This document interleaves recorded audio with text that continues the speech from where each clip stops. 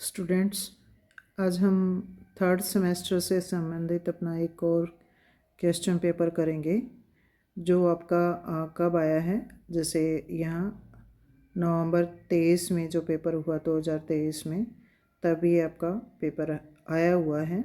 और इसमें जो छोटे क्वेश्चन हैं 2-2 नंबर के, उनमें फर्स्ट जो क्वेश्चन है वो है सतनामी।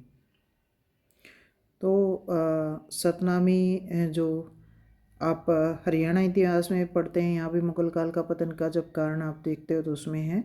तो सतनामी क्या था, एक धार्मिक संप्रदाय था और इसके सदस्य जो थे या जो संत जो थे वो सतनाम, संस्कृत सत्य नाम जिसका अर्थ है वह जिसका नाम सत्य है के रूप को मानते थे। सतनामी संप्रदाय की स्थापना नारनौल में 1543 में वीरभान ने की थी। ये भी इम्पोर्टेंट है भाई, कई बार आपका पूछ लिया जाता है कंपटीशन में।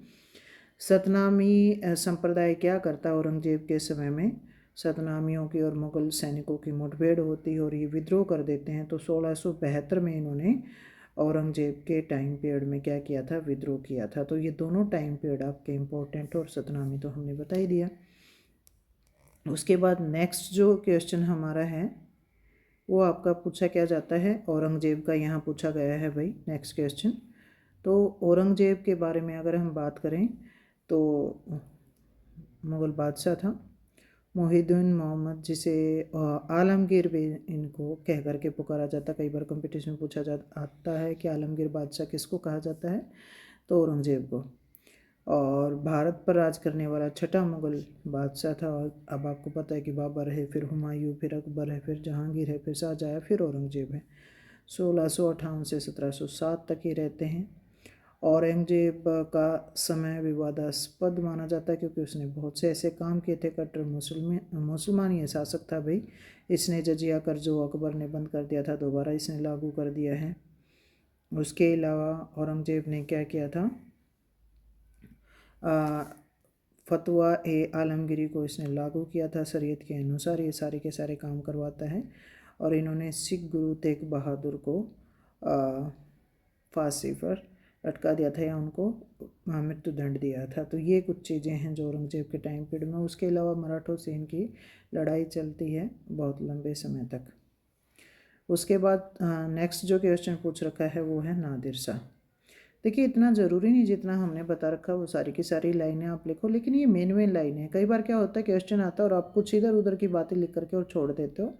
तो मेन जो चीज़ें हैं किसी भी क्वेश्चन से रिलेटेड वो यहाँ आपको 2 नंबर में बतानी है। तो नादिर शाह के बारे में बात करें तो नादिर शाह ने भारत पर आक्रमण किया था। कई बार ये भी आपका 2 नंबर में पूछा जाता है। तो कब किया था ये पूछ लिया जाता है। तो 1739 में किया था। दिल्ली में ये लूट करते हैं। और नादिर शाह क्या करते हैं, दिल्ली से क्या क्या लेकर के गया, कई बार ये पूछ लिया जाता है। तो शाहजहाँ ने मयूर सिंहासन बनवाया था, वो अपने साथ लेकर के चले जाते हैं। जो कोहिनूर हीरा है वो अपने साथ लेकर के चले जाते हैं। और वर्तमान समय में आपको पता ही है जो कहाँ पर है, इंग्लैंड में है। और नादिर शाह था कौन भाई, ईरानी शासक था। और ये आक्रमण करता है और भारत पर भी आक्रमण इसने 1739 में किया था, वो तो है। उसके बाद नेक्स्ट जो क्वेश्चन पूछा गया है यहाँ पर वो है वेल्जली। तो लॉर्ड वेल्जली कौन था ये पूछ रखा है। तो आपने इनके बारे में जो मेन चीज़ें वो बतानी है। औपनिवेशिक प्रशासक ये था, 1798 से 1805 तक ये रहता है। भारत का गवर्नर जनरल है ये उस टाइम पीरियड में। और इसके समय में क्या क्या हुआ है, एंग्लो मैसूर युद्ध, अंतिम एंग्लो मैसूर जो युद्ध है वो लड़ा गया है। और आपको पता ही है इसमें टीपू सुल्तान पराजित हो जाता है, मारा जाता है। उसके अलावा इसके समय में एंग्लो मराठा युद्ध दूसरा जो है वो हुआ है। और इसने मराठा जो सेनापति होलकर, सिंधिया, भोसले उन सबको पराजित कर दिया था। इसके अलावा मेन काम अगर लॉर्ड वेल्जली का पूछा जाए तो सहायक संधि किसने चलाई थी, ये भी आपका पूछा जा सकता है। लॉर्ड वेल्जली पूछा जाता है, सहायक संधि अलग से पूछा जा सकता है। तो ये चीज़ें जो हैं वो इम्पोर्टेंट हैं भाई, सारी की सारी इसके टाइम पीरियड में सहायक संधि ने चलाई है। उसके अलावा ये दोनों युद्ध इसके समय में हुए हैं। नेक्स्ट जो क्वेश्चन है अपना वो है स्थायी बंदोबस्त भाई।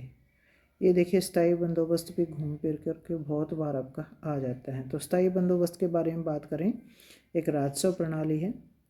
कार्नवालिस ने 1792-93 में इसको चलाया है, सबसे पहले बंगाल में। 10 वर्ष का ये बंदोबस्त है भाई।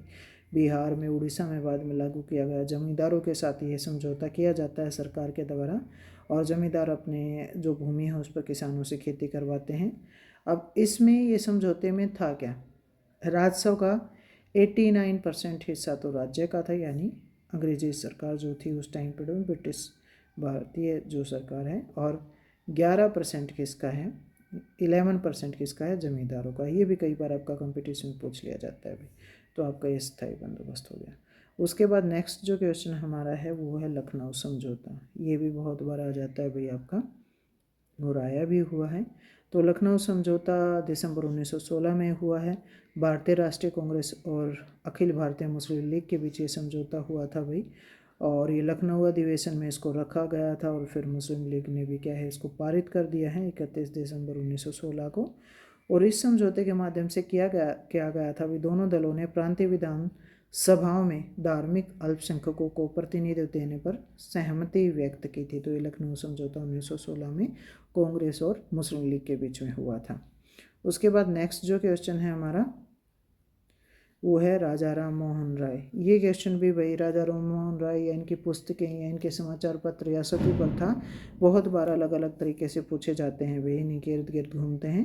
तो राजा राम मोहन राय की अगर हम बात करें भाई, भारतीय पुनर्जागरण का अग्रदूत इनको कहा जाता है, आधुनिक भारत का जनक इनको कहा जाता है। 1828 में इन्होंने क्या किया था, ब्रह्म समाज की स्थापना की थी। ये भी आपका इंपॉर्टेंट है, कंपटीशन में भी आपका आ जाता है भाई। उसके अलावा सती प्रथा को प्रतिबंधित करवाने में महत्वपूर्ण भूमिका इन्होंने निभाई है। उसके अलावा इन्होंने संवाद, कौमुदी, मिरातुल अखबार और एक ईश्वरवादियों को उपहार, ऐसे कुछ समाचार पत्र और पुस्तकें इन्होंने लिखी हैं। तो कुछ भी आप इसमें से बता सकते हो ये 2-3 लाइनों में। उसके बाद नेक्स्ट जो क्वेश्चन है वो भी देखिए आपका आया हुआ है सती प्रथा का, ये भी इम्पोर्टेंट है भाई। अब बात करें सती प्रथा के बारे में, तो सती प्रथा क्या थी, ये प्राचीन हिंदू प्रथा थी भाई, और जिसमें क्या करते हैं, विधवा अपने पति के अंतिम संस्कार के दौरान चिता में उसके साथ ही आत्मदाह कर लेती थी। और ब्रिटिश टाइम पीरियड में जब अंग्रेज भारत में आ गए तो उस टाइम पीरियड में कुछ भारतीय ऐसे नवयुवक उभर करके आए जो ये बुराइयों, जितनी बुरी प्रथाएं थी भारत में उसका विरोध करते हैं, और इसमें से राजा राम मोहन राय एक थे। वो सती प्रथा का विरोध करते हैं, और उन्हीं के प्रयासों के बलबूते क्या होता है, जो भारत का गवर्नर जनरल इस टाइम पीरियड में है लॉर्ड विलियम बेंटिंग, वही 1829 में क्या करता है, सती प्रथा को बैन कर देता है, प्रतिबंधित कर देता है। तो ये इंपॉर्टेंट है भाई। उसके अलावा सती प्रथा के बारे में बात करें तो प्राचीन भारतीय इतिहास में आपको पता है 510 में, और एरन अभिलेख से क्या होता है, हमें सबसे पहले इसकी जानकारी हमें प्राप्त होती है गुप्त काल में सती प्रथा के बारे में, और इसको इस टाइम पीरियड में प्रतिबंधित किया गया था। तो ये आपके सारे के सारे जितने इंपॉर्टेंट क्वेश्चन थे वो कंप्लीट हो गए भाई यहाँ पे।